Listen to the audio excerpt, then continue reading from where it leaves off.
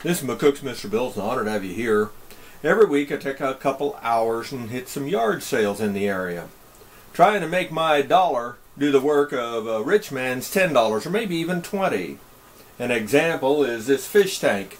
Now the fish were given to me for free, but I needed a tank, and a 20-gallon tank will run you about $60 bill locally, whereas I got one at a yard sale for $5. That's an example of how and why I go yard sailing.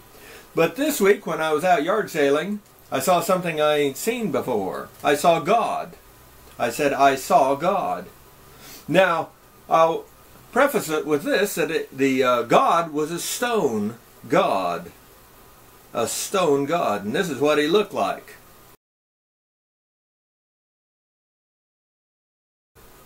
Now, stone gods have fallen out of favor with mankind for the most part, because the invisible God, and gods, if you will, depending on your faith, have pretty much taken over that job. And, of course, most faiths say that you're to have no other gods before you except their God. And the only way to get to whatever heaven they talk about is through their specific God. With that in mind, though, I will tell a story that goes way back, and I've heard different versions of it, but I like this one. And a man made a living, as many make a living off of religion today. He made a living off of God, gods to be exact. In fact, he made gods, from the small size of the simplest of maybe just some kind of a little stone pyramid type thing to worship. And of course he got more elaborate. He'd make little gods for you.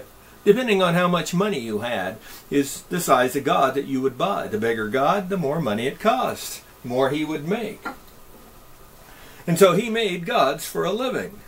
Well, one day he wanted a day off, and so he asked the neighbor to come over, and neighbor came over, and he said, I want to take a day off, you watch my shop for me. Anybody comes, you just sell them a god. Okay.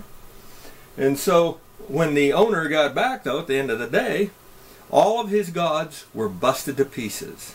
All of his gods were destroyed. Just rubble was all that was left, except for one. The biggest god that he had created and still had in the shop, it was there, but everything else was destroyed. He asked the neighbor, who had been watching the shop, what happened? It's all rubble. What happened? And the neighbor said, well, he said, you see the biggest god over there? Well, he went around and destroyed all of the other gods except for him. The God maker, if you will, said, now wait a minute. It's just a stone. It's just a rock. And so it is that mankind finally figured out that maybe there were some games being played. It took centuries and a lot of lives, I'm sure, to get that convinced through the people.